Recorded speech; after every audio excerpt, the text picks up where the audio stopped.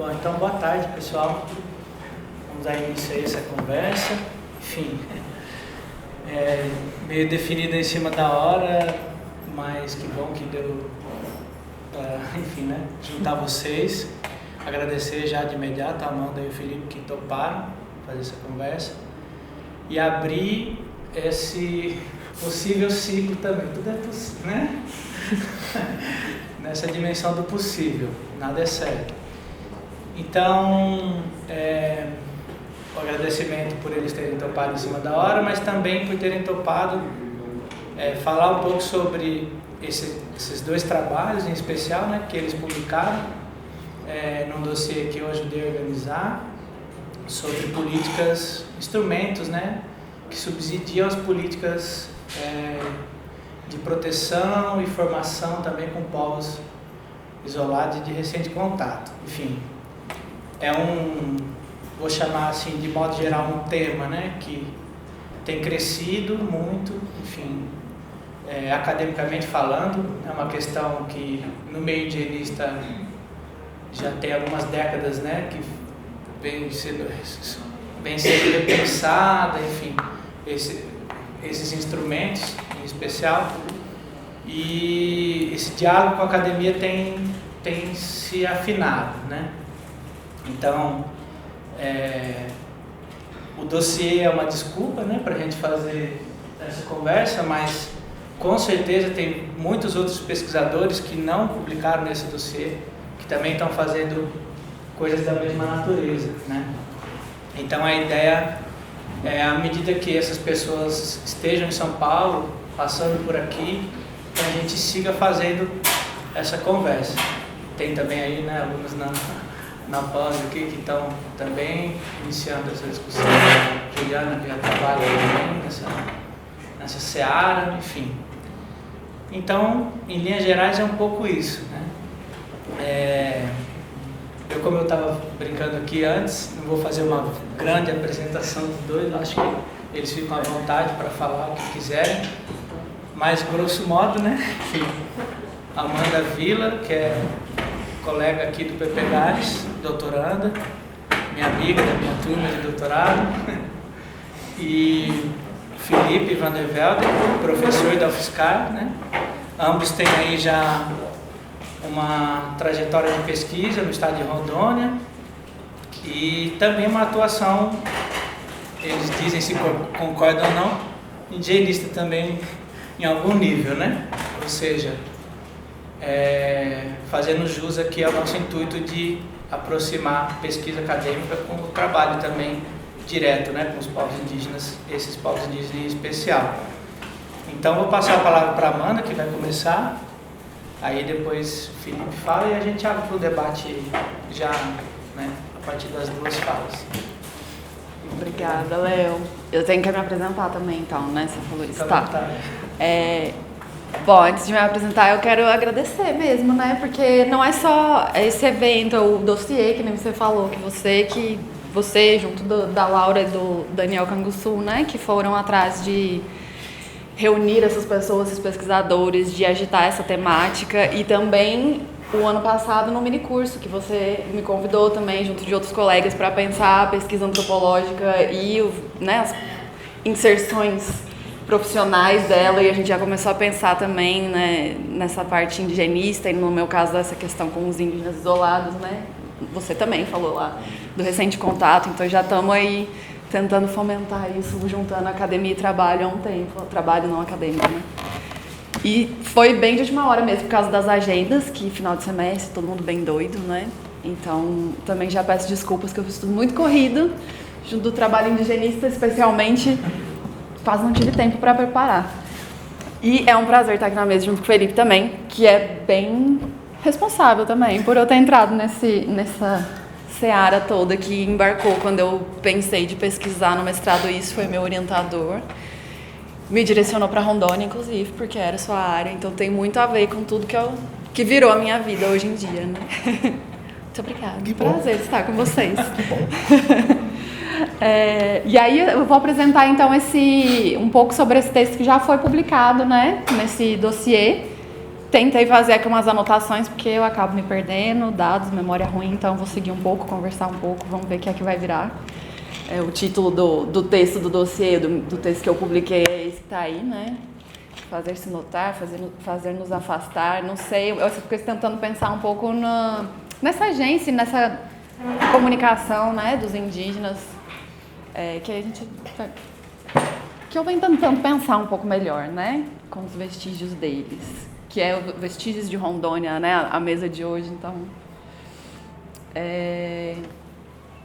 Aí, aqui, para contextualizar um pouco vocês, então ali no mapa pequenininho está o estado de Rondônia no Brasil, e ali no mapa grande o estado de Rondônia, e o vermelhinho a terra indígena Massaco, que é o território principal que eu vou mencionar aqui.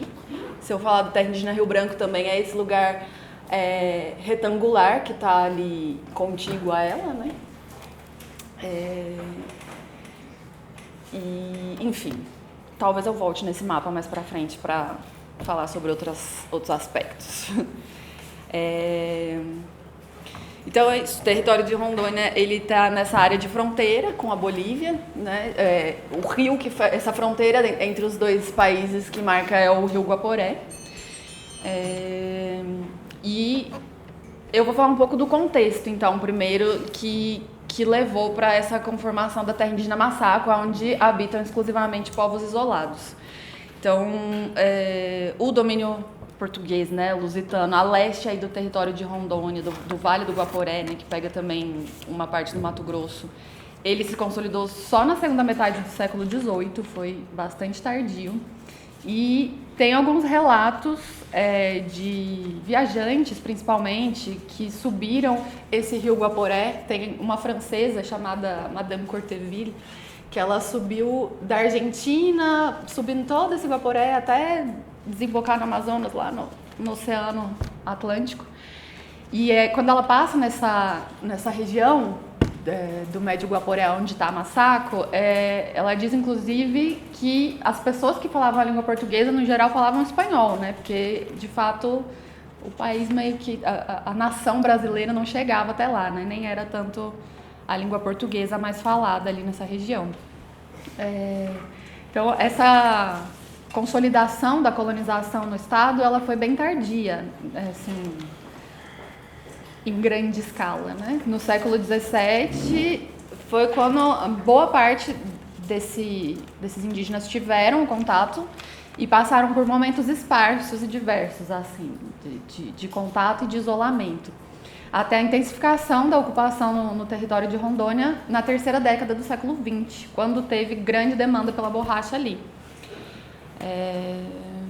O primeiro impacto grande de expressividade nessa região foi com o boom da borracha, né, na passagem do século XIX para o XX. Mas a exploração do caucho e da seringa ali no interior do território foi mais intenso de 1920 em diante. E seguiu, assim, com principal impacto essas populações até mais ou menos nos anos 70. Mesmo que ali no estado de Rondônia isso tenha ocorrido depois já do declínio da demanda pela borracha nas Américas, né, por conta do fornecimento asiático, depois da adoção da borracha sintética no fim da Segunda Guerra Mundial. Mas nos anos 80 o negócio ficou louco, porque por causa dos projetos, né, de desenvolvimento econômico da ditadura militar e os projetos integrados de colonização, principalmente o Planafloro e o Polo Noroeste, foi muito definidor ali dessa colonização no estado de Rondônia. A marca, acho que derradeira, por isso que eu tentei botar esse pano de fundo aí meio poluído no mapa, é a BR, mas ela não ficou muito destacada, que ela atravessa meio verticalmente, né, de norte a sul no estado. Essa linha meio amarela, acho que não está dando para ver. E daí que começou a se popular, né, mais intensamente no interior do estado, a BR-364. Daí foi nessa coisa muito intensa dos anos 80 também que as primeiras terras indígenas começaram a ser demarcadas, porque vários genocídios acontecendo loucamente, né, INCRA demarcando vários lotes, aquela coisa, assim, assustadoramente, né? O estado de Rondônia, isso eu não escrevi ali, mas é um dado que me choca sempre. E eu já fiz as contas e refiz para poder falar esse dado com confiança, né?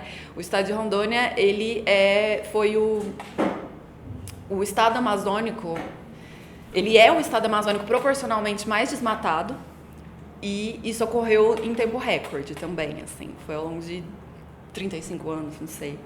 Aí eu fiz todas as contas de todos os estados e sim, ele é proporcionalmente mais desmatado, né? Isso foi assim, dos anos... Eu tenho o mapa seguinte, a gente vê a imagem satélite de 88 a 2022. Então, assim, 35 anos, foi muito intenso. Daí o INCRA ia... Bom, primeiro teve essa questão da borracha, né, que foi deslocando muitas populações, deslocamento forçado, contato já trazia doenças, que já provocava por si genocídios. E ainda depois disso, né, com o asfaltamento da BR, o INCRA já foi esquadrinhando vários lotes e as pessoas que ganhavam esses territórios, eles contam até hoje, né? Porque como é muito recente também, a gente consegue acessar essa memória muito fácil com os moradores lá, assim. Isso é uma característica muito louca de Rondônia. E eles contam assim que eles eram até obrigados a desmatar muito rápido, porque o INCRA dava um prazo, né? Então, agora eu não anotei aqui os dados, não me lembro certinho de cabeça, se você souber me ajudar. Mas eles davam um prazo, assim, daqui tanto tempo eu vou voltar para ver como tá o seu lote. Se ele não tiver desmatado e produzindo, você vai perder ele. Então, as pessoas corriam para desmatar e tinham muito medo daquela coisa da certidão negativa que a FUNAI às vezes tinha que oferecer quando tinha suspeita da presença de povos indígenas, né? Então, todo esse contexto, assim, propiciou muito essa conformação de grandes e generalizados genocídios que aconteceram em Rondônia. Você vai tomando conta do meu tempo, porque eu não me programei muito. Bom, enfim, daí com essa questão da BR chegando, essas porções, esses laterais, né, leste e oeste, acabaram sendo por onde se refugiaram essas populações em isolamento. Porque por mais que tenha toda essa configuração muito louca de colonização em Rondônia, ela ainda é um dos estados que tem maior presença de povos indígenas isolados. E quando eu falo isso, normalmente as pessoas que conhecem Rondônia ficam assim, como é possível, né? Porque você pensa em Amazônia, Rondônia parece um interior de São Paulo, às vezes, né? Pois é. Então, foram nesses lugares que se refugiaram. Então, pro lado... Bom, vou passar pro próximo mapa já. Não estou indo segundo o meu planejamento, mas vai dar certo. Aqui é um mapa da FUNAI já desatualizado, acho que ele é de 2017, que fala da presença de povos isolados. Esses pontinhos vermelhos são a presença confirmada de povos isolados. Os azuis de recente contato, os triângulos azuis, e esses amarelinhos são as informações que ainda não foram validadas, digamos, né? Sim, mas é porque... Enfim, esse termo tem várias críticas. Mas, sim. Enfim. E, bom, como dá pra ver aí nesse mapa desatualizado, Rondônia tem bastante, né? Proporcionalmente. Por mais incrível que pareça. Então... isso, agora falar um pouquinho mais sobre a questão da massacre em si, né? Falei de Rondônia para dar uma contextualizada no estado, porque, enfim, eu acho bastante chocante todo esse contexto. E aí, esse texto que eu estou apresentando, ele é uma parte extraída da minha pesquisa de mestrado. Então, eu tive uma pesquisa documental, um trabalho de campo, principalmente com os indigenistas da FUNAI que tiveram envolvidos desde o reconhecimento da existência desses povos isolados na terra indígena Massaco até a demarcação dela, e com a participação de indígenas também, principalmente os que moram na Rio Branco, aquela terra indígena que eu mostrei antes, que é um retângulo em uma área contígua a Massaco. Dentre esses servidores da FUNAI que eu conheci, eles todos, era muito recorrente no diálogo deles essa coisa entrelaçada da terra indígena Massaco e da ocupação do estado de Rondônia com a vida deles. a maioria vindo do sul, né, de Santa Catarina, principalmente, com a abertura, com o asfaltamento dessa BR-364. Então, todos tinham alguma descendência de seringueiro, ou isso, meus pais tiveram uma fazenda, trabalham com madeireiro, e foi assim que eles acabaram trabalhando com a FUNAI. Então, era uma posição muito louca de entender de diversas frentes a realidade, né, que enfrentavam esses povos em isolamento. E aí, duas pessoas que foram muito importantes e que provavelmente eu vou citar mais de uma vez aqui foram dois indigenistas que são referências na temática de povos isolados no Brasil, que é o Hélio Franciscato, que foi morto em 2020, em setembro de 2020, com uma flechada, que a gente vai ouvir mais depois. E o Altair Algaia, que é o coordenador hoje dessa frente de proteção etnoambiental que é responsável pela proteção da terra indígena Massaco. Eles estiveram envolvidos desde o começo, né, do processo de reconhecimento da existência desses povos indígenas, de comprovação, né, mais do que reconhecimento, porque os indígenas que moram lá já tinham certeza, então é uma coisa para o Estado, né, de comprovação. E enfim, atualmente da proteção, né, o Altair continua sendo o responsável pelas incursões de vigilância, monitoramento. O Altair, inclusive, esse que é o responsável até hoje, ele chegou a trabalhar numa madeireira a 11 quilômetros, né, desse território que na época era uma reserva biológica. Diz que era um chefe ineditamente, assim, ali na região, muito legal, que não fazia as retiradas ilegais, mas naquela época, a cidade mais próxima dessa terra indígena, Massaco, a Alta Floresta do Oeste, ela foi fundada pelos madeireiros da região, né, assim, era um lugar completamente abarrotado de madeireiras. Mogno quase não existe mais até hoje na reserva biológica, eles tiraram tudo, mogno, cerejeira.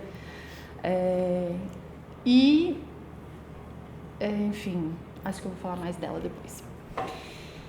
Então, esses dois indigenistas de referência tiveram desde o início, tá.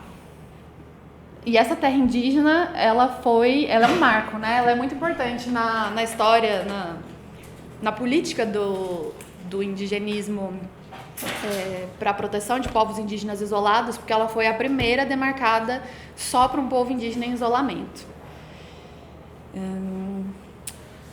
Tá, eu acho que eu fiz um vai e vem aqui nas minhas anotações que não convém. Então, esse território, a terra indígena Massaco, né, onde eu vou voltar aqui nesse primeiro lugar, para a gente visualizar. Ele ficou protegido, eu acho que muito se deve a uma reserva florestal que já tinha sido homologada desde 61, chamava Reserva Florestal de Pedras Negras. Em 82 ele mudou as configurações, a regulamentação, passou a ser uma reserva biológica, que é o que ela permanece sendo até hoje. A terra indígena está sobreposta a essa reserva biológica. Então essa configuração ambiental, ela foi uma aliada fundamental para a retirada dos invasores na época e a proteção dos indígenas, porque o território estava ocupado com 50 famílias já, assim, com incentivo do INCRA, né, que dizia, não, vai lá e ocupa e depois a gente legaliza. Aí, com isso, o pessoal da FUNAI conta que o fato de ser uma reserva biológica foi fundamental para eles conseguirem agir, para conseguir começar a fazer as incursões de reconhecimento da existência desses isolados, né, tirar os invasores, conseguir ir atrás de ver se de fato tinham indígenas isolados ali ou não. Então eles falaram, a única maneira de fazer a coisa dar certo, a gente vai ter que fazer o IBAMA funcionar. Porque o IBAMA na época era conhecidamente muito corrupto, estava muito junto com os madeireiros, né, passando um pano, e aí eles têm esse marco que saiu até no jornal lá, conseguiram fazer o IBAMA funcionar, né? Deu certo pela primeira vez. E é até muito interessante isso, que a reserva biológica é uma categoria de proteção que impede a coexistência de seres humanos ali, né? E para garantir enfim, a vida desses indígenas, eles tiveram que acionar essa legislação da reserva biológica. Não pode ter gente ali porque é uma reserva biológica, né? E aí eles conseguiram limpar isso para identificar essas pessoas que estavam lá e tentar fazer coexistir essas duas coisas, né? Os indígenas e a reserva biológica. Elas não são integralmente sobrepostas, né? A reserva biológica ultrapassa um pouco o limite da terra indígena Massacre, mas quase totalmente, assim, tipo, não, 80 e tantos, 90%. E aí, enfim, conseguiram ir atrás dos vestígios. Então, também é importante lembrar o contexto da política indigenista, que nem o Léo estava falando pra gente, né? Foi só em 87 que o governo instituiu a política do não contato, que significa que não era mais um exercício de pacificação, de ir atrás dos indígenas e de entrar em contato de maneira forçada, ou dar brindes e atrair, né? Frentes de atração eram chamadas antes. Só que isso ainda não tinha sido colocado na prática, né? Então, a Terra Indígena Massacre ela também foi uma espécie de laboratório para essa política governamental. Então, a política mudou em 87, foi em 88, 89 que eles 88 começaram a registrar essa primeira a presença, né, desses povos isolados ali. Em 89 eles começaram a fazer as expedições e botar em prática essa regra do não contato, ao mesmo tempo que tentando provar a existência deles, né? Então eles estavam tentando, a FUNAI estava tateando de como isso aconteceria, como isso deveria ser feito. Não tinha nenhuma diretriz metodológica ainda de campo para eles. Então a Massacre tem essa importância, né, de ter sido esse lugar onde eles testaram isso. E aí a identificação desses indígenas isolados foi bem fácil, porque tinha vestígios da presença deles por tudo que é lugar. E o processo de proteção da Massacre, da marcação, deu certo.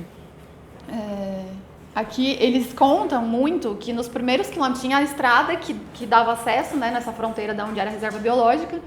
E aí estradas de madeireiros já assim, bem de terra, mas já bem largas, já bem percorridas, porque eles arrastavam as toras, traziam a madeira. E aí o pessoal da FUNAI fala, 10 quilômetros entrando na área, a gente já começava a ver muito vestígio, muito estrepe, que são esses pedaços de madeira, normalmente madeira de cerne duro, bem pontiagudos, que eles afiam, ainda usam, com dente de cotia, bem afiado, e enterram bem fundo no chão. Então eu coloquei essa foto também de uns que depois eu posso comentar, eles mesmos arrancaram. E outro já enterrado, pra vocês verem que ele fica assim, só a pontinha pra fora, ou seja, nada vai tirar do lugar, assim, eles enterram quando a terra normalmente tá mais úmida, depois a terra seca, nada, furaram, eles, com alguns maiores do que esse, nessa época que estava muito invadida ainda, eles chegaram a furar pneus de trator, né, então assim, era uma ferramenta de proteção territorial muito efetiva, até hoje fura as botas da FUNAI e o pé das pessoas nas expedições. Eu acho que nunca teve uma expedição que eles saíram ilesos, sempre alguém fura o pé, mesmo já sabendo e tomando todo cuidado. E isso é uma coisa que eles viram muito desde esse começo, né? Então andou 10 quilômetros, eles já viram vários estrepes desses, né? E seguindo mais adiante, eles relatam que eles começaram a ver fogueiras, algumas fogueirinhas no caminho, onde os indígenas estavam assando as caças, depois quebradas, que são esses galhos que eles dobram, né, para tapar, quebradas ou tapagens, né, que eles usam para, segundo que os indígenas e indigenistas entendem e nos dizem, para que as pessoas, um recado de que é para as pessoas não passarem por ali, né. E por fim chegaram a acampamentos, acharam um varadouro que é tipo esse caminho aí, né? Esse caminho que tá na foto ali, depois tem uma bifurcação na frente, gosto dessa foto por causa da bifurcação. É um caminho, isso é uma área de campo natural dentro da Terra Indígena Massacre. A Terra Indígena Massacre ela tem essa coisa que os biólogos chamam de ecótono, então a cada 5, 10 quilômetros muda muito a paisagem, tem áreas de vegetação muito densa, áreas de campo quase cerrado, áreas de igapó, é bem diverso assim, o ambiente lá. E eles gostam muito das áreas de fronteira entre o campo e a mata, né? Tipo o fundo assim dessa foto, que eu clareei para dar para ver melhor o caminho, então ficou estourado. E aí tem muitos esses caminhos marcados que é onde eles sempre percorrem, né? E esse strep, inclusive, está no meio de um caminho deles mesmos, porque como a FUNAI faz as expedições, eles não gostam disso. Eles colocam para a FUNAI furar o pé. E quem mais for entrar, né? Inclusive, recentemente tem sido muito interessante que eles viram que o pessoal estava escapando bem desses straps no meio do caminho e eles começaram a colocar nos cantos. Tipo, porque o pessoal pisava dos ladinhos da trilha, né? Então eles começaram a colocar no ladinho da trilha. Enfim. Bem claro o recado, né? Isso também é parte da comunicação, né, deles. Isso tudo porque hoje em dia a proteção desse território já tem sido muito bem sucedida, né? Então a terra indígena Masaco conta com pouca invasão. O que mais ocorre ali naquela região é uma questão de narcotráfico, né? Porque é muito fronteira com a Bolívia, então é uma área que tem reserva biológica, onde não é a terra indígena Masaco antes da Bolívia, é a reserva biológica e uma reserva extrativista de pedras negras. Então tem uma fiscalização, uma cidade, uma população que vai ficar denunciando. Então eles usam muito essa área todos os dias. Eu fiz algumas expedições lá junto com a FUNAI e todos os dias passavam aviões voando baixo, voando baixo por causa de não ser rastreado, né? E para levar drogas. É uma área. Então eles já usaram essa área de campo, inclusive, para ficar jogando, né, as encomendas. E aí iam alguns invasores para pegar. Então essa tem sido a maior questão com invasão atualmente. Aparentemente também, né? Tudo são mais especulações, nunca teve grandes flagrantes. Só em alguns anos, assim, 2019, pegaram umas drogas lá dentro. Aí o pessoal tem comprado fazendas no limite dela, assim, que aí passa o avião e joga já na fazenda, né? Fica tranquilo. Tá, então, voltando ao começo da demarcação, os primeiros passos para que fosse atestada a existência deles, então, foram dados por um servidor do Instituto Brasileiro de Desenvolvimento Florestal, o IBDF, um órgão que veio antes do IBAMA. E foi em 84 que ele já informou a FUNAI de Porto Velho que ele estava vendo uns tapiris ali na margem do Rio Branco. Eles já tinham identificado os grileiros, os madeireiros, né, retirada ilegal de madeira, estradas clandestinas. Aquilo, assim, estava completamente... O Altair, ele já fez um mapa para mim mostrando tudo que estava acontecendo lá dentro, né?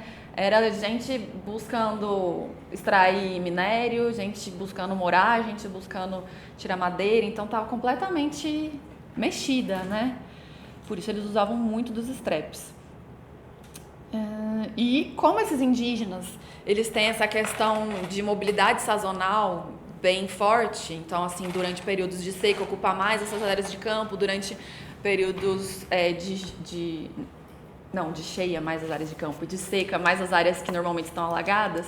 Então, é uma ocupação muito ampla, né, muito intensa. Por tudo se via esses vestígios, esses caminhos, e por isso também tinham vários relatos de conflitos, né, de encontros com os straps ou, às vezes, com eles, mais raramente. 4 anos depois que eles começaram, 4 anos depois desse primeiro relato, né, eles começaram essas expedições, aconteceu tudo isso que eu tô falando para vocês. Desculpa a desorganização. 10 minutos? Tá, vou ir mais rápido. Já falei várias coisas também, tá.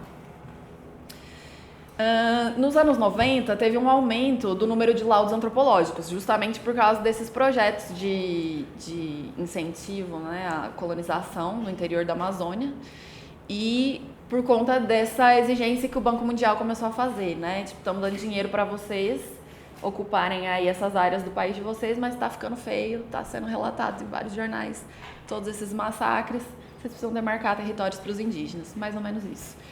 E aí esses laudos antropológicos começaram a ser mais questionados, né, criticados dentro e fora do judiciário e várias vezes ocorreram contralaudos. Eu fico usando esse mouse, mas é outro computador.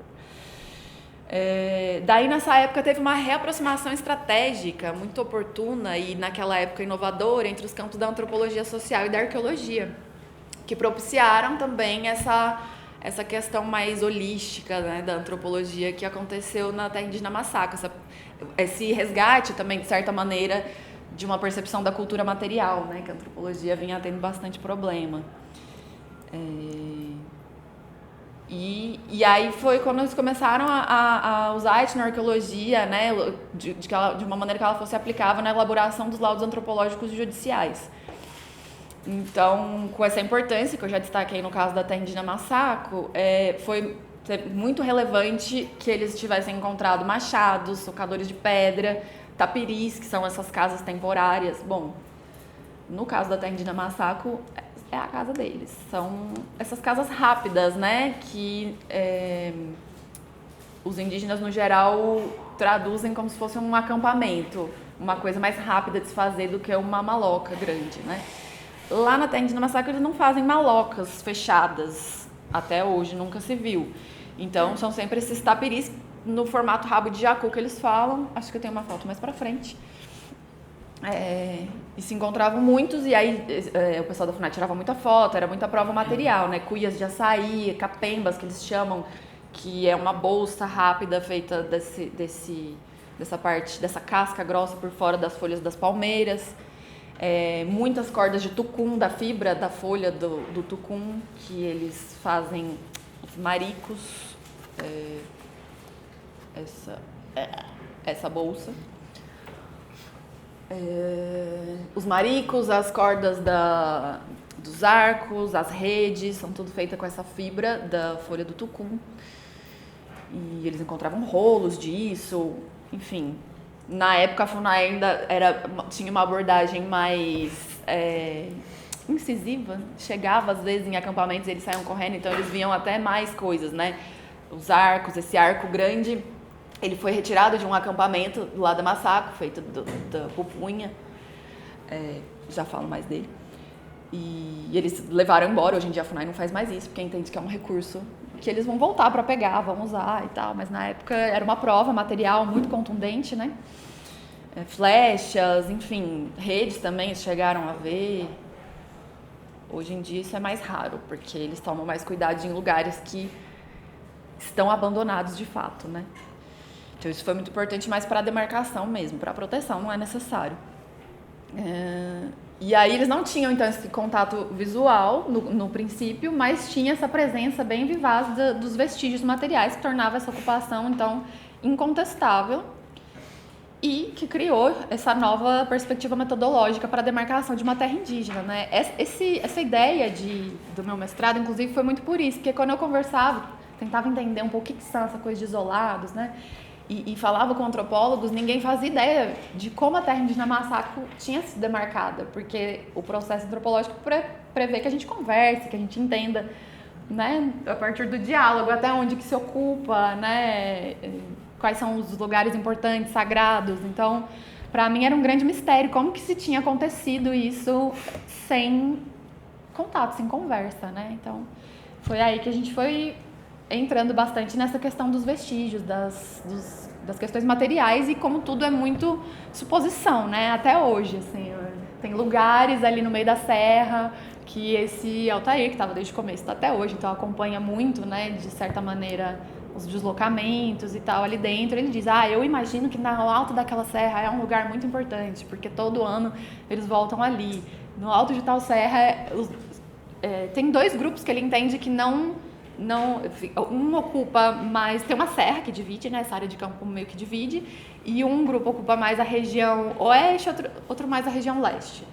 E aí ele entende que eles não, por mais que eles se mudem muito, eles se mudam ali, dentro dessa fronteira leste-oeste, mas que em determinada época do ano os vestígios indicam que eles se encontram no meio. Então volta essa suposição, rola essa troca, talvez casamentos entre essas duas metades, tá? Tudo muito na suposição, com base nessas observações, né? Que hoje em dia também são muito feitas pelos fogos, imagem de ponto de fogo de satélite, né? Das fogueiras, que eles fazem bastante, principalmente nessa área de campo, né? Está com bastante fogo ali. 3 minutos? Vou acabar. Ai, meu Deus. Tá. Não, tá certo. Ai, eu tô... Tá. Enfim, e aí eu entro um pouco nessa coisa das hipóteses, justamente, né? Esse mapeamento étnico e cultural que tentaram fazer daquela região. Então, o que se tinha de dados, né? porque para fazer o relatório eles tinham que minimamente tentar explicar essa ocupação indígena ali, né? Então isso eles faziam através dos documentos, tentando traçar correlações com os objetos. Então ali tem esses amarelinhos, são onde estaria a terra indígena Massaco, né? E aí de um lado é o mapa do Roquete Pinto, da Comissão Rondon, que falava que ali era ocupado pelos Palmela, e do outro lado do Nimoendaju, que fala desses Papami, dos Palmela também. E, enfim, deixa eu... Ui, tá horrível. Eu de 2 computadores, eu quero mexer em um e mexer no outro. Eu vou passar sem olhar muito então, mas aí eles... Ficou, inclusive, uma questão em disputa entre os indigenistas e a antropóloga na época, né? Porque com a presença do marico, que era a grande teoria dela, né, era que aquela região conformava um complexo cultural, que ela chamou de complexo cultural do marico, a antropóloga Denise Maldi.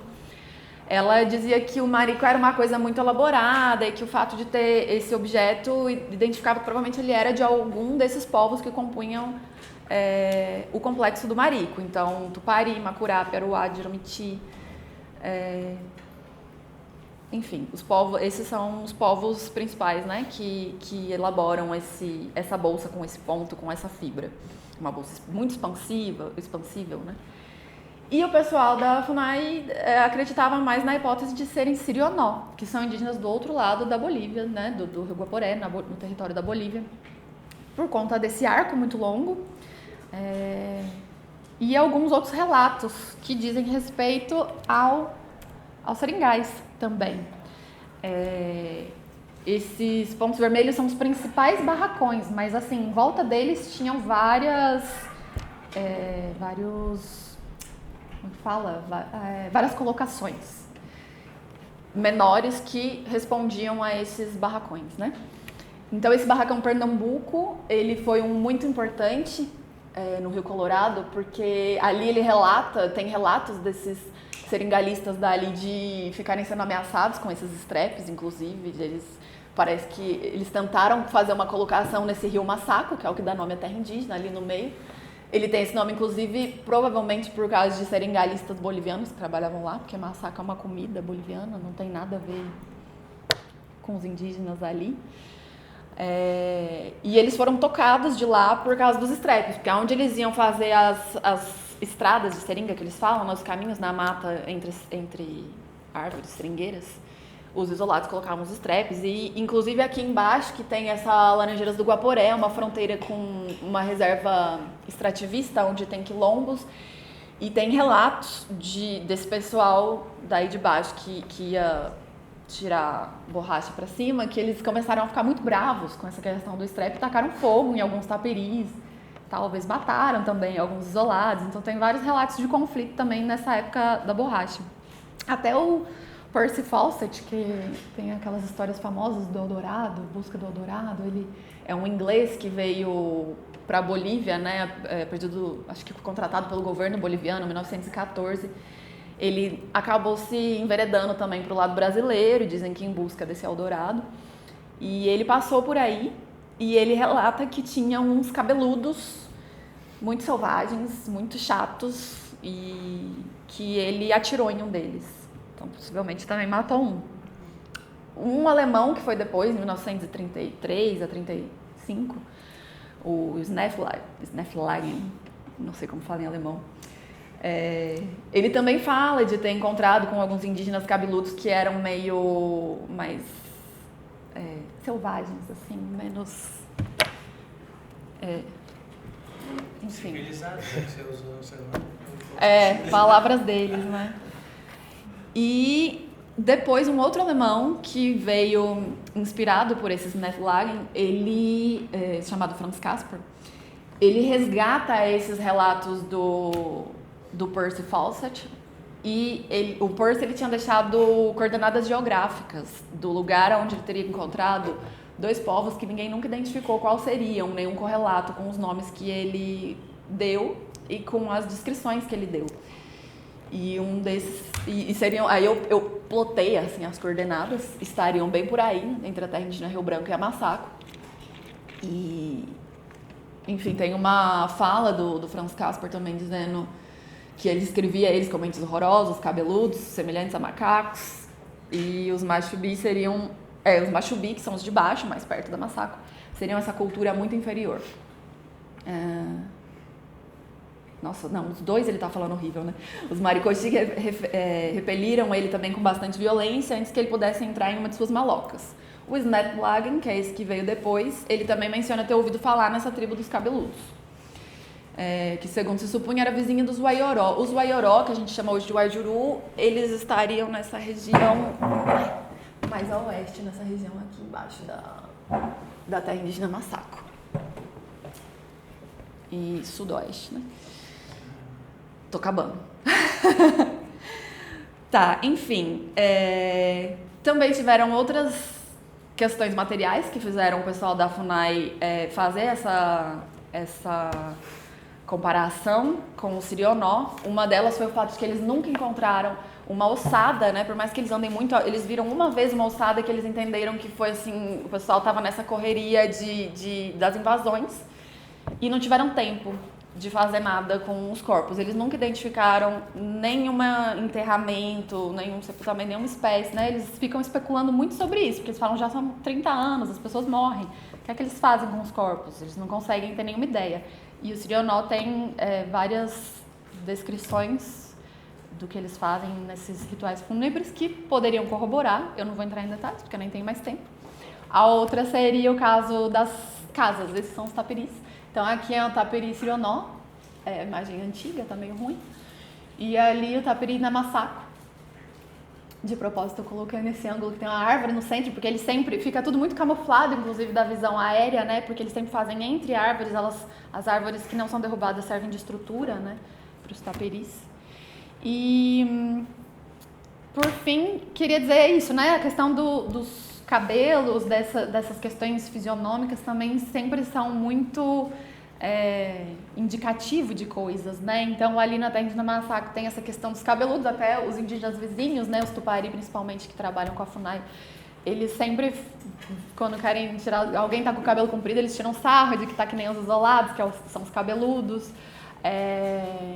Isso também foi descrito muito nos documentos históricos. E na terra indígena Urueuauau, por exemplo, que existem várias especulações também sobre quem ocupa lá, que eu não vou entrar agora porque não dá tempo, é essa terra indígena maior do estado de Rondônia. O Reli Franciscato também era coordenador ali, ele especulava sobre a presença de grupos separados numa mesma região, por ter avistado diferentes cortes de cabelo também. Então, dizendo isso para trazer como que isso às vezes acaba por, no imaginário, sei lá, na suposição de quem está trabalhando com os povos isolados, definir inclusive se são um mesmo povo ou vários. Enfim, teria muito mais coisas, mas vamos deixar para ouvir agora algo mais interessante. Não, é isso, porque eu venho aprendendo cada vez mais, inclusive, de como se especula que possa ser o mesmo povo, né, talvez, dessas duas terras indígenas. E uma coisa muito importante é que são muito numerosos, diferente do geral, né, de povos indígenas isolados na Amazônia, que muitas vezes são remanescentes, né, então o índio do buraco, por exemplo, que vocês já devem ter ouvido falar, ele... Cadê o mapa dos seringais? Esse mapa eu fiz justamente tentando entender o que aconteceu ali na região que ele estava ocupando, né? A terra indígena do Tanaru, do índio do buraco, esse cinza aqui, pequenininho, que está escondido por um nome de tão pequeno que é.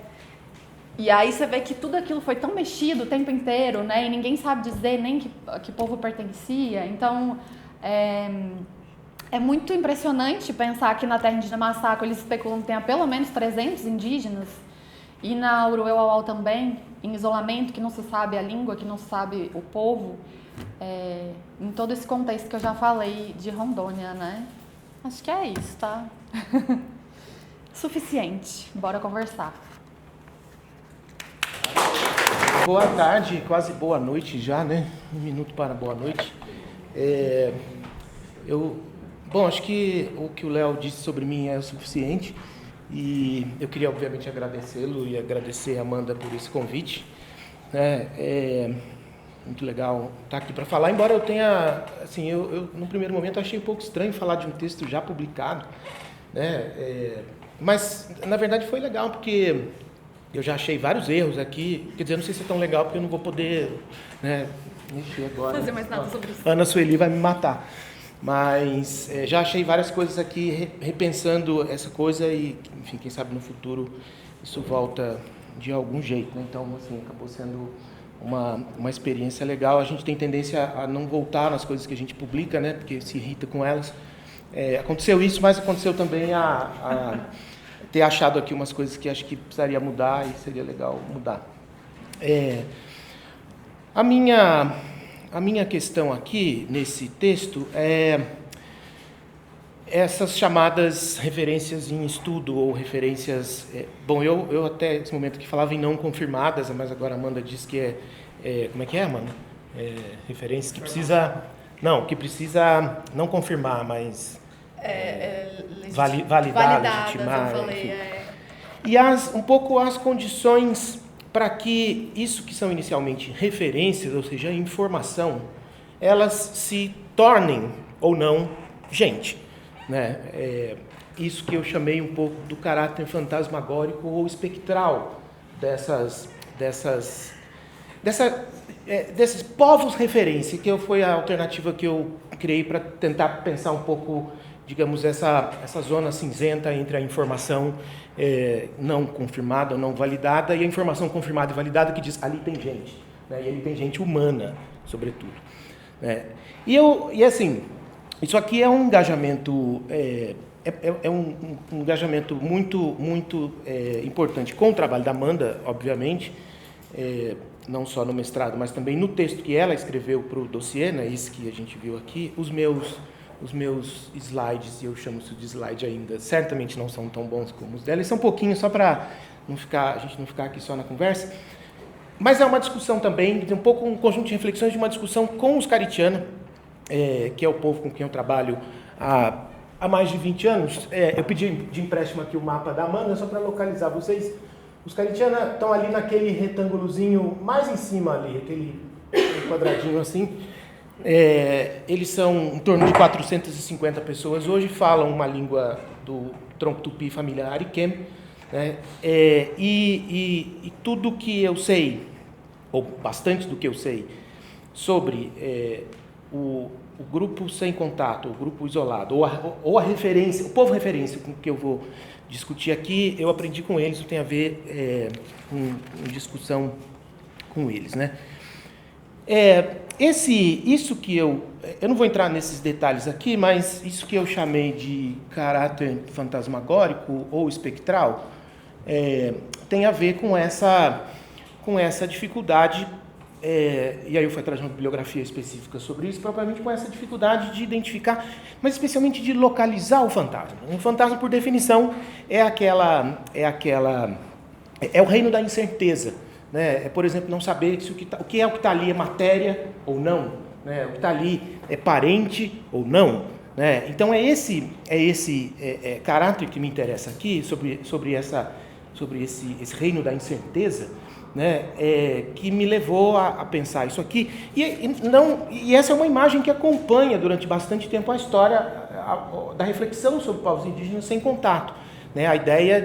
Essa ideia de que é uma gente meio fantasmática mesmo. Ela aparece, né? E muitas das próprias características, e a Amanda me chamou a atenção para um caso, acho que no Suruí Paiter, né? A ideia de que talvez várias pessoas observadas pelos próprios Suruí na floresta não sejam pessoas humanas, sejam fantasmas, né? E isso aparece em muitos casos. No caso, a vaca noeiro, acho que é o mais famoso deles, né? Aquela gente que aparecia ali atrás da mata e tinha toda aquela conversa se eram os chamados carijós, que na verdade descendentes de uma mistura de bandeirantes paulistas com escravizados negros na região do Brasil Central, que teriam dado origem a um grupo que fugiu e virou os avacanoeiros. Vocês estão vendo? É esse tipo de coisa que me interessa, essa coisa de quem é essa gente, né? E se de fato é gente, né? Na verdade, o ponto talvez seja que pode ser vários tipos de gente e não só gente propriamente humana. né? Então são essas referências, você marca meu tempo aí também, porque eu não tenho o menor controle sobre isso. A análise dessas referências é, então, que me leva a discutir um pouco as possibilidades, enfim, de que, uma vez confirmadas ou validadas, legitimadas, a informação se torne, enfim, um povo, né, um coletivo, enfim, de seres humanos, com uma caracterização precisa, enfim, como a Amanda estava mostrando aí, né, enfim, gente de que língua, gente parecida com quem, enfim, e, claro, com todas as tudo que isso demanda em termos políticos, né? Embora eu fiz muita questão de deixar bem claro isso no texto, que acho que foi até você que me chamou a atenção para isso. Quer dizer, refletir um pouco sobre a real natureza, talvez o estatuto ontológico dessas referências, arriscaria colocar a gente numa situação em que, onde a referência está fracamente, está com pouca... está com um estatuto de gente, de pessoa muito rarefeito, isso abriria muitas possibilidades de ferrar aquele território. Dizer, olha, então não tem gente, né? E aí por isso que eu acho que há uma série de estratégias nas políticas de identificação e de delimitação de territórios que eu acho que podem se beneficiar, enfim, de um conjunto de questões que vão para além da própria ideia de que é só gente humana que demanda proteção. Fiquei pensando nisso que você falou da reserva biológica. É curioso, né? Dizer assim, é uma área de conservação ambiental que não pode ter gente. Bom, mas tem gente, né? Enfim, não pode ter gente de um certo tipo, mas outro certo tipo de gente aparentemente pode. Então, assim, me parece que a questão aí sobre se é gente ou não continua sendo uma questão relevante, né?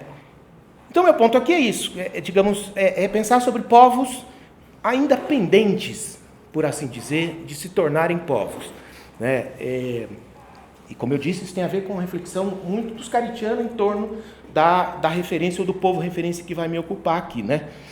E eu dividi essa reflexão em três coisas que eu chamei de níveis de identificação. Eu não estou tão certo sobre esse título, e nem sobre os nomes, né, que eu dei. Porque eu chamei um de etnolinguístico, e esse seria, digamos, eu vou aqui do menos inclusivo ao mais inclusivo. Um dos níveis de identificação, de questão, o que a gente pode pensar em relação a essas referências, tem a ver com isso que eu chamei de etnolinguístico, que tem a ver com que língua fala, né, qual é a etnia, enfim, e se parecem com quem, enfim, esse seria o nível menos inclusivo, digamos assim. Os outros dois seriam o que eu chamei de interétnico, mas acho que eu tiraria o inter. Bom, não sei. Chamemos de étnico, né? Que tem a ver com a questão se trata de um coletivo indígena ou não. Assim, como eu falei para vocês, eu estou discutindo os vestígios, né? E por isso que a reflexão da Amanda importa para mim. Eu estou discutindo aqui objetos, basicamente informação. Né? Porque nem eu, nem ninguém, nem os caritianos jamais viram as pessoas que estão referidas aqui, eu já vou chegar nelas. Né?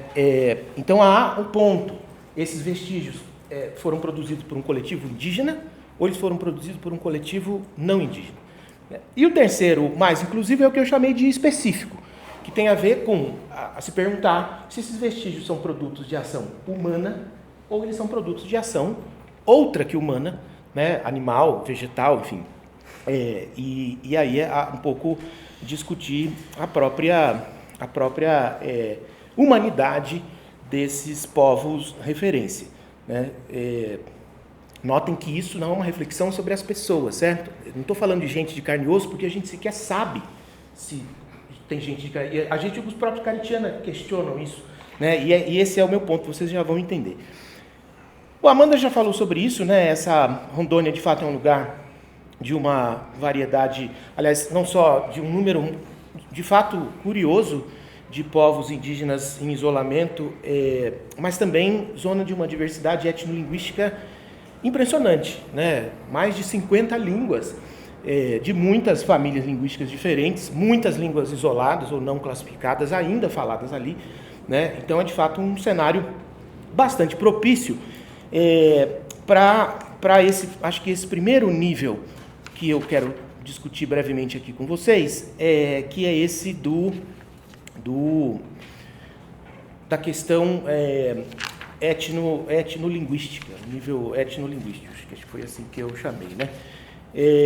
E a minha etnolinguística, e o meu ponto aqui é a chamada referência ou registro, não sei se chama assim ainda, né, ou registro número 45, que são chamados muitas vezes simplesmente de Bom Futuro, né, mas aparece também com isolados da Floresta Nacional do Bom Futuro, ou isolados do Bom Futuro, ou isolados do Rio Candeias. Esse grupo, a terra caritiana hoje, como eu mostrei para vocês, é aquele retângulo que está lá. Esse grupo da referência 45 está mais ou menos nessa parte aqui, a leste da terra indígena, né? Aqui tem uma região de serra também, parece que grupos indígenas isolados gostam de serra, né? Chamada Serra Moraes. Bom Futuro é uma floresta nacional, era na verdade uma floresta nacional, ela foi totalmente invadida e praticamente inteira devastada. Aqui é o sul da terra, e o Candeias é esse rio que passa aqui no meio. Então, a referência 45 está localizada mais ou menos aqui, num pequeno resto de floresta, ainda nessa região, fora da terra, de uma terra indígena, embora eles aparentemente frequentam também os limites da terra demarcada, o retângulo lá. Eles são chamados pela FUNAI, e os caritianos também, quando se referem, eles chamam eles de baixinhos. E eles falam que é porque os tapiris são muito pequenininhos, né? E vejam, o termo se refere a um artefato, não a pessoas, né? São baixinhos por causa dos tapiri. Os caritianos chamam eles de Opokpitassorop, que é literalmente outro indígena, arredio, eles usam arisco, essa é a palavra que eles usam com frequência. Outros índios arisco, né? Sorrup é um termo muito usado para animais, por exemplo, para animais de caça, presas de caça que fogem, né? Caçadores são chamados assim. E como eu falei para vocês, eles jamais viram essa gente, né?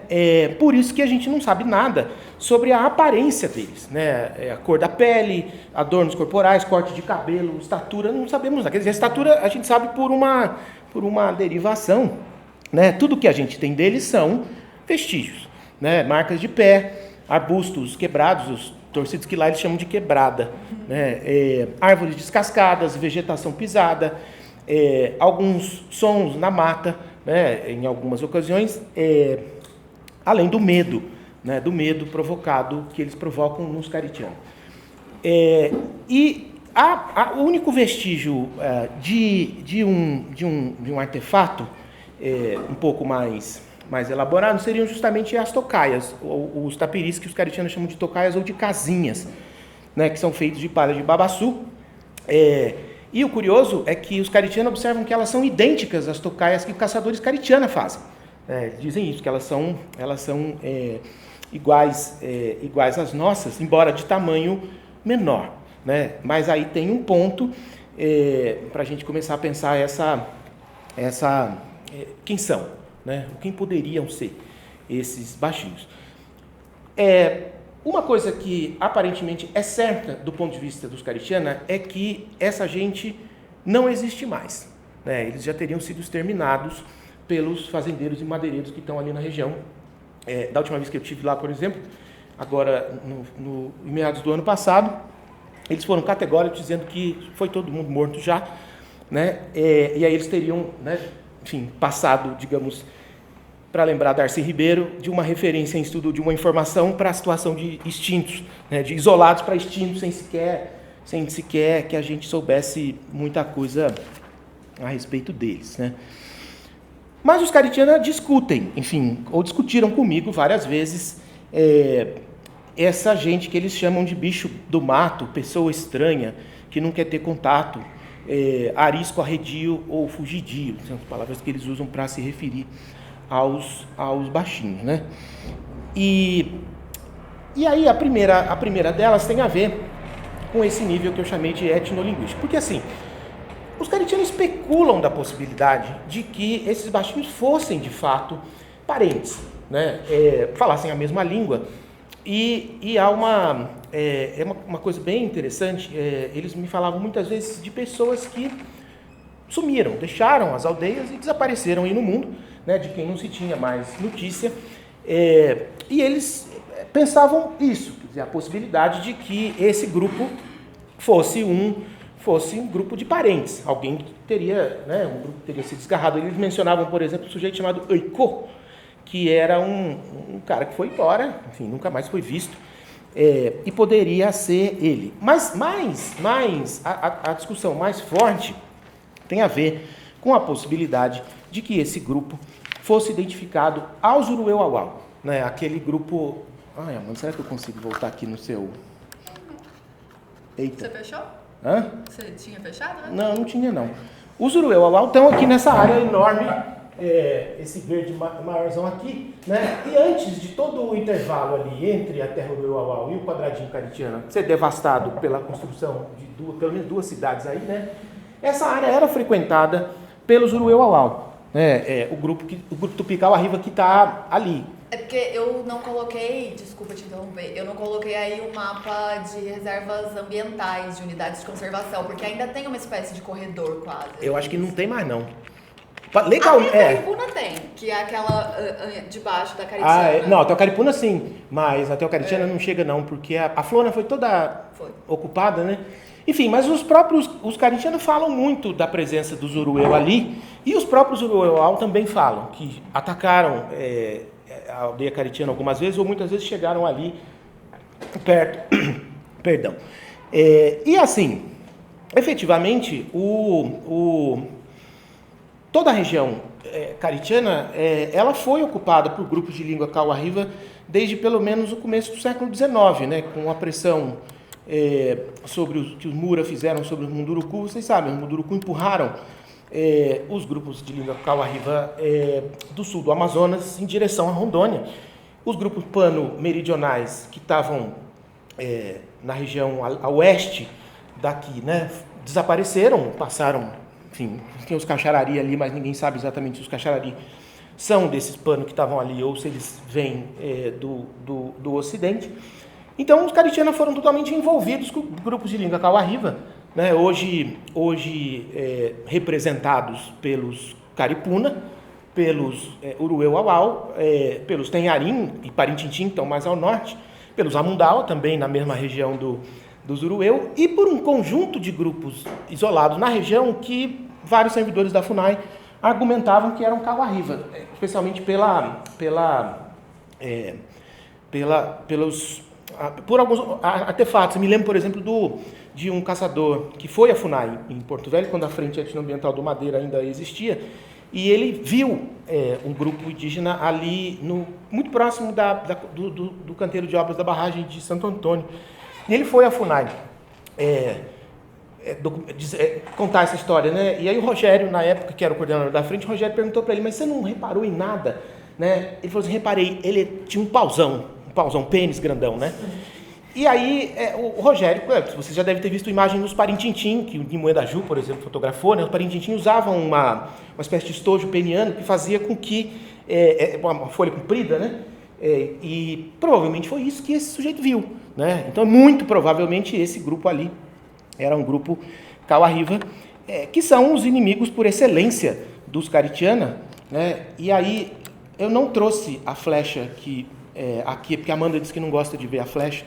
Não trouxe a flecha que lamentavelmente matou o Reli, né? Mas a flecha é idêntica a essa aí, né? Que é uma flecha Urueu-Auau. E aí o ponto é assim, você olha para essa flecha e diz, essa não é uma flecha de grupos isolados, é uma flecha que eu arrumei lá na terra indígena Urueu. Ela identifica um grupo cauarriva. A questão é que o próprio Reli, né, naquele trecho que a gente discutiu, o próprio Reli disse que os Amundau, que falam uma língua cauarriva, encontraram um desses grupos isolados da terra indígena Urueu, acho que aquele que está mais ao sul lá, você até me deu o nome deles aqui, Ivo Irapararequaranha, enfim, quer falar? O Irapararequaranha. Viu? Esse daí. E disse que os Amundaua não compreenderam a língua, né? É claro, a gente pode imaginar que numa situação de um encontro inesperado entre dois povos diferentes, de fato, pode não entender mesmo, uma situação de tensão, parece que os dois grupos estavam caçando a mesma vara de queixadas, né?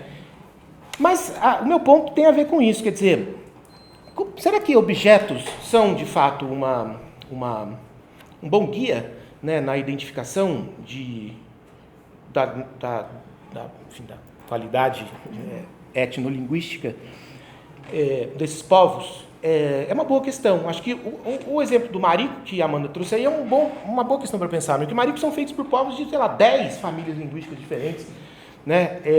É claro que talvez tenham nuances ali, né, detalhes ali que permitem a identificação, mas o que eu quero mostrar para vocês é que, vejam, os Caritiana adoram as flechas urueu-au-au, né? Eles acham o máximo, eles acham essas flechas super bonitas, super eficientes, né? Então eles gostam bastante de aparecer com essas flechas. Esse é o pajé cacique Cisino Caritiana, e ele tá com um maço de flechas urueu-au-au, né?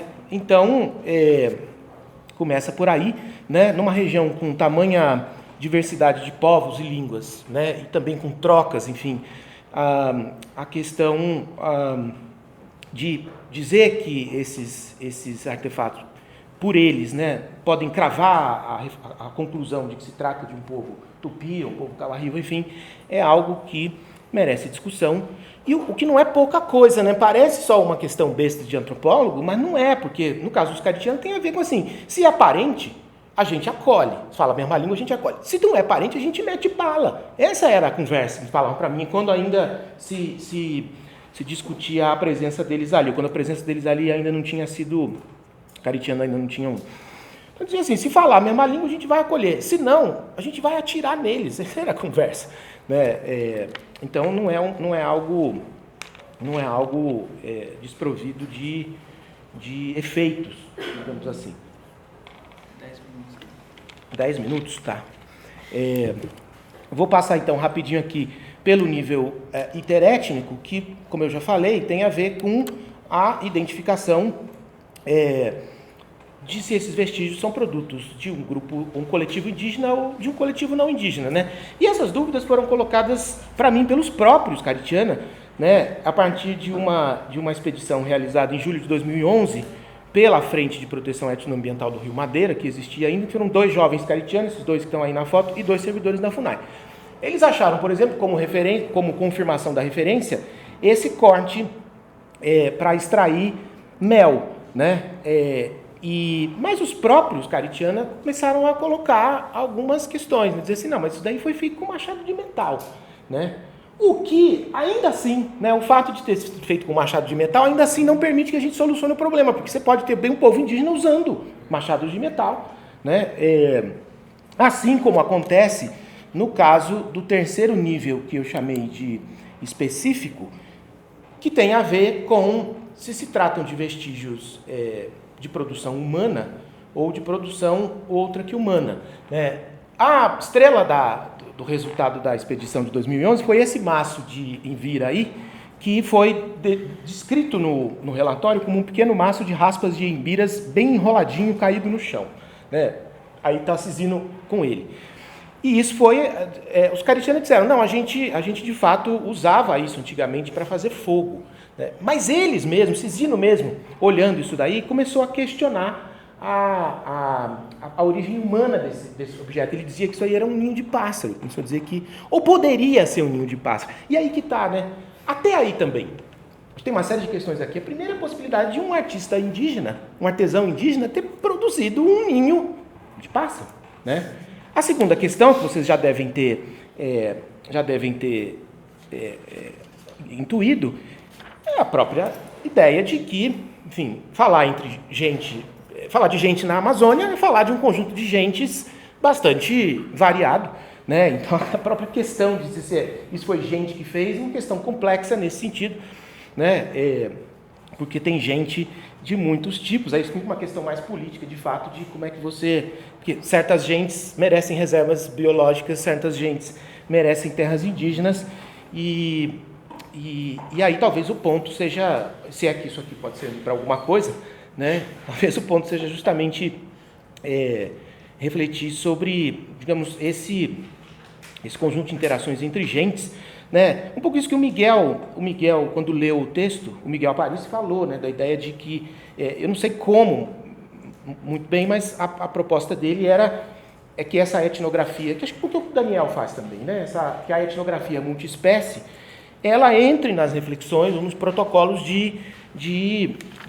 da própria confirmação dessas referências, né? E o que é mais interessante, eu acho, é que a gente tem uma série de casos que falam propriamente, ou que refletem mesmo sobre a viabilidade desses grupos, que essa era a minha pergunta, eu vou falar muito brevemente aqui para vocês, porque a minha pergunta no restante do artigo tinha um pouco a ver com assim, o que faz um coletivo humano? Né? O que faz uma sociedade? Assim, desculpem, a minha intenção não é ser, essa é a pergunta que a gente, desde Durkheim, pelo menos, está fazendo, né? Então, a ideia não é essa, né? A ideia não é essa, é só pensar um pouco no conjunto, no que as informações sobre isso trazem para nós, para a gente pensar, bom, afinal, o que faz? Porque eu sempre ficava me perguntando, no caso do índio do buraco, que a Amanda mencionou, né? Uma sociedade pode ser feita de mas vocês ficam pensando assim, bom, a gente tem uma clássica distinção entre indivíduo e sociedade nas ciências sociais. Então, como é que é o quê? É um indivíduo ou é uma sociedade? Alguns linguistas diriam, por exemplo, que sim. Os linguistas estruturalistas, ou o próprio Lévi-Strauss diria, não, está tudo na cabeça de né? Dá-me um dicionário, uma gramática e você tem a língua toda. Então, está lá. Outros linguistas mais interacionistas, enfim, vão dizer que jamais uma língua para existir tem que ter pelo menos 2 falantes. Né? Um falante só de uma língua é uma espécie de paradoxo, né? Se ele não tem com quem falar. E aí eu acho que na própria discussão, reflexão sobre o índio do buraco, isso aparecia. Porque ele é chamado de índio do buraco, vocês sabem, né? Coitado, porque ele cavava esses buracos dentro dos tapiris que ele fazia. A discussão é um pouco assim, ninguém nunca entendeu. E isso aparece, tem até um texto que eu citei aqui, não vou procurar isso agora, mas assim, se isso era uma idiosincrasia dele, ou seja, uma ação individual, ou se isso era a característica sociocultural do grupo da qual ele fazia parte, sobre o qual a gente sabe muito pouco, ou praticamente nada. Né? Vocês podem até argumentar comigo que, enfim, na antropologia, ou mesmo na reflexão indígena, a própria distinção entre indivíduo e sociedade tão pouco faz sentido. Né? Pode ser? Não sei. O ponto, então, é olhar para essas... por exemplo, como vários povos indígenas entendem a viabilidade desses coletivos isolados num contexto multiespecífico, né? Os caritianos, por exemplo, falam que quando eles se dividiram em algum momento, provavelmente no começo da primeira metade do século XX, em 2 grupos diferentes que depois se reencontram, né? Eles falam que os Juari, que era esse grupo que foi separado do principal grupo, o grupo maior, né, caritiano, eles dizem que os Juari não tinham mais mulheres, eram basicamente um grupo de homens, né? E eles tinham relações sexuais com cachorras, umas cachorronas grandes, que eles dizem assim, né? Só que isso daí não era viável, porque eles dizem que nasciam crianças meio caninas, meio humanas, que não duravam muito.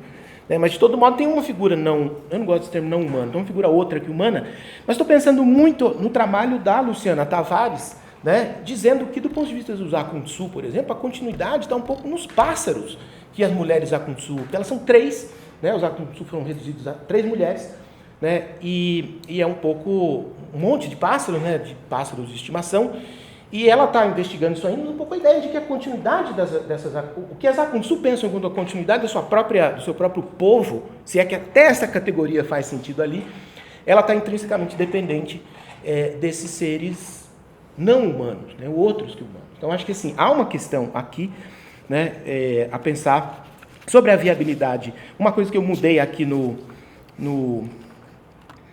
eu acho, e também é uma coisa que eu pensei relendo, eu acho que essa discussão, né, sobre o que faz um povo, né, curioso, né, porque me parece que tem um outro espectro aí, que justamente esse espectro, digamos, do que seria, vamos dizer, essa coisa meio mal definida aí que a gente chamaria, enfim, de uma, né,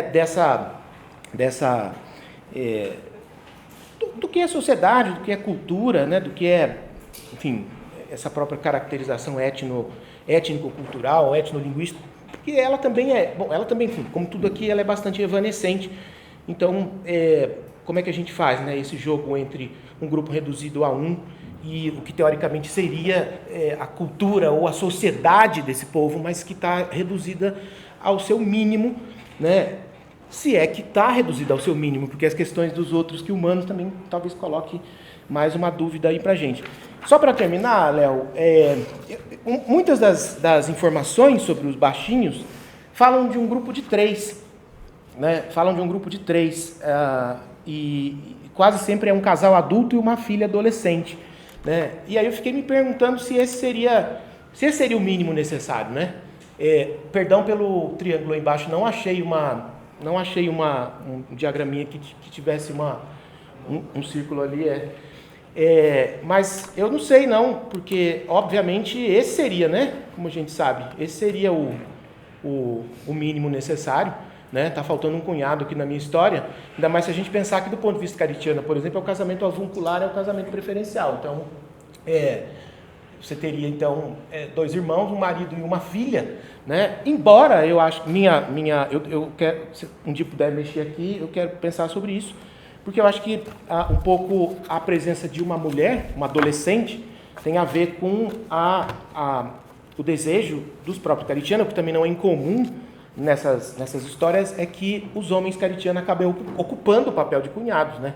Quer dizer, é uma mulher sozinha que vai casar com esse grupo que vai assumir, então, se forem parentes, obviamente, se não forem, o que ia sobrar, pelo menos, que eles diziam no tempo, era bala. É isso, então. Desculpa aí pelo tempo. Obrigado pela paciência.